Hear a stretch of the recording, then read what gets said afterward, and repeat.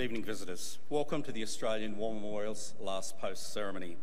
My name is Richard Cruz, and joining us today from the Royal Australian Navy is Petty Officer Anne Bradbury. We welcome the members of the National Servicemen's Association of Australia, ACT branch, who are here with us this evening. This year commemorates the 53rd anniversary of the second National Service Scheme. The National Service Act 1964 required males aged 20 years and older to register to serve in the Defence Force for a period of 2 years continuous service, followed by 3 years in the Reserve Forces. In 1965, the Defence Act was amended, and as a result, national servicemen known as NASHOs could be sent overseas and indeed were deployed to Vietnam. Between 1965 and 1972, more than 800,000 men registered for national service. Around 63,000 NASHOs were conscripted and more than 15,000 served in the Vietnam War. Over 200 were killed and 1,200 were wounded. We're honoured to acknowledge Mr John King, President, ACT branch of the Returned and Services League of Australia. We welcome the veterans who have served, those that are still serving, and the families that support them. We acknowledge the members of RSL and Services Clubs Association, RSL Victoria and RSL Queensland, who are watching the broadcast of this ceremony across Australia. During this evening's ceremony, wreaths will be laid at the base of the Pool of Reflection by visitors and students on behalf of the following schools. From Victoria, Mary MacKillop Primary School, Narre Warren North, and Toorak College, Mount Eliza. Could I ask you to please stand and join in singing the National Anthem?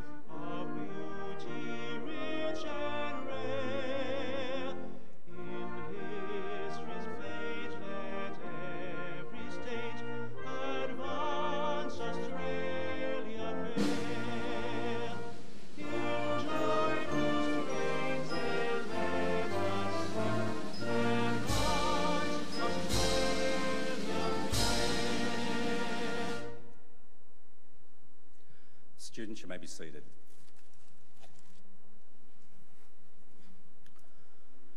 The Australian War Memorial was the vision of Charles Bean, Australia's first World War official historian. Bean landed with the Australian troops on Gallipoli and stayed with them at the front through to the end of the war. The idea of this national memorial and museum came to him at Pozières, France, in the depths of the bloody fighting of 1916. Bean's idea was that this would be a place where families and friends could mourn loved ones buried in faraway places. It would also be a place that could help all Australians understand what these men and women had endured and what they had done for us. Bean's vision, to which we remain true, is best expressed as inscribed in the entrance to the memorial's galleries. Here is their spirit in the heart of the land they loved, and here we guard the record which they themselves made. Tonight we'll read the story behind just one of those on the Roll of Honour, which lists the names of more than 102,000 men and women who have given their lives for us in war and operations over more than a century. But first we present a lament, Flowers of the Forest. Wreaths and floral tributes will now be laid at the base of the Pool of Reflection.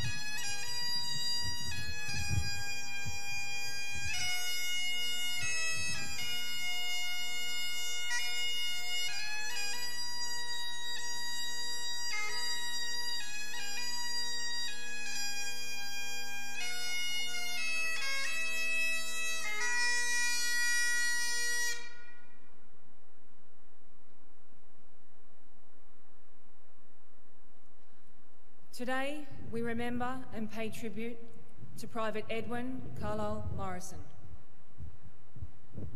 Known to friends and family as Ted, Edwin Morrison was born in November 1894, the youngest son of the large family of Rosa and James Morrison of Glengarry, a small town in the Gippsland region of Victoria.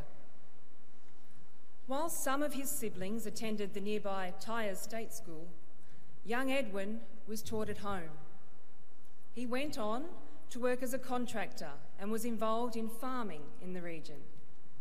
He also served in a light horse militia unit for 2 years and was an active member of the Glengarry Rifle Club, ranking well in competitions with neighbouring clubs.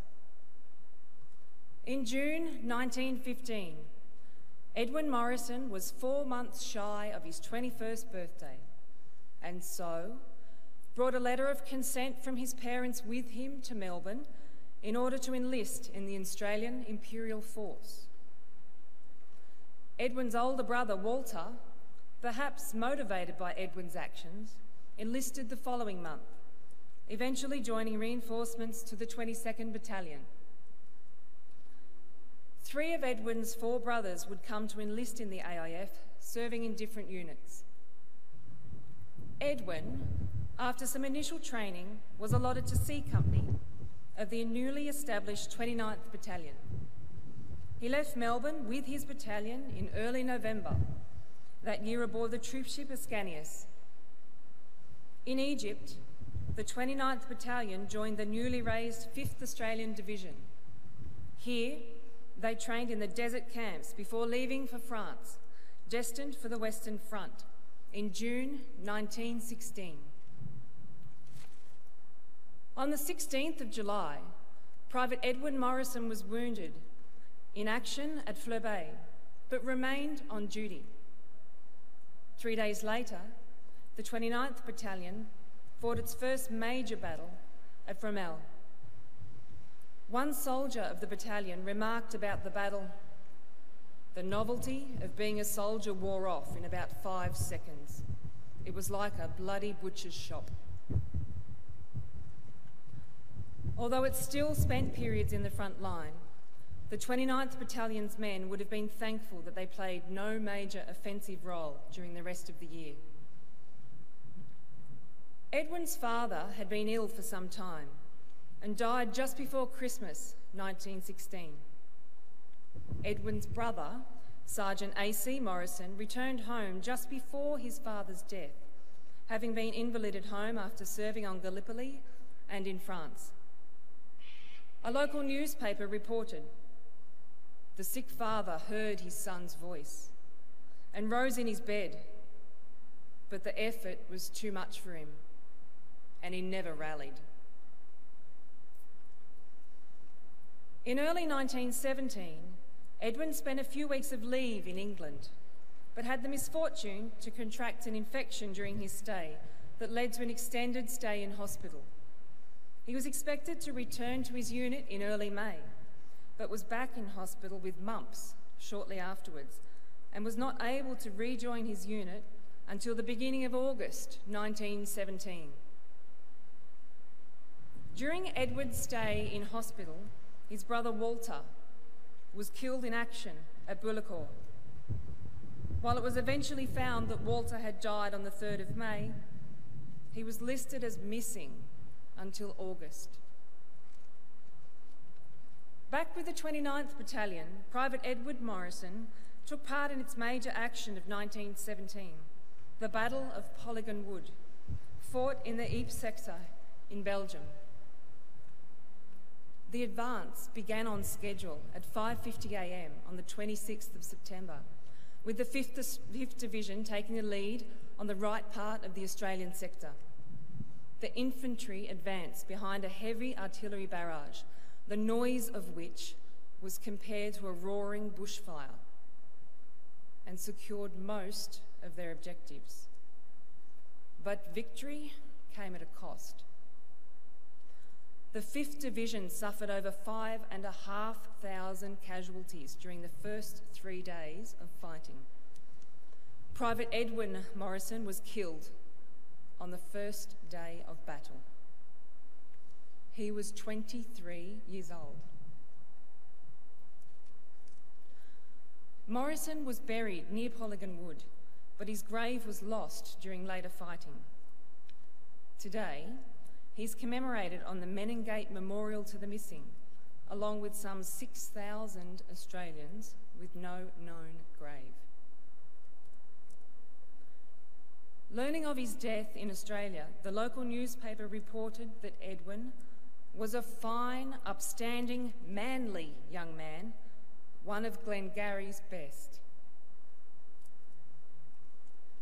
His name is listed on the Roll of Honour on my right, among more than 60,000 Australians who died while serving in the First World War. His photograph is displayed today beside the pool of reflection. This is but one of many stories of service and sacrifice told here at the Australian War Memorial. We now remember Private Edwin Carlill Morrison, who gave his life for us, for our freedoms, and in the hope of a better world.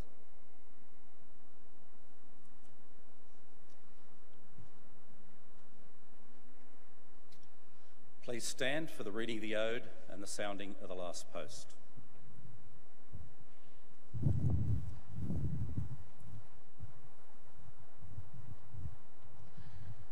They shall grow not old, as we that are left grow old.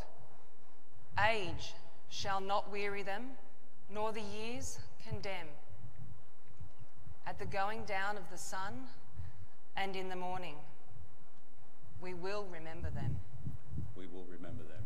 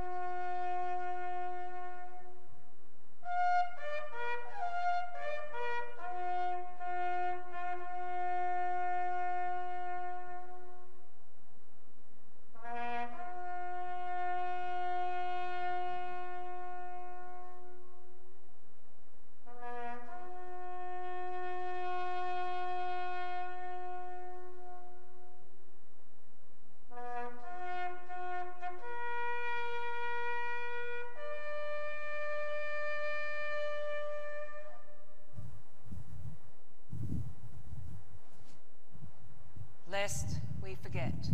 Lest we forget.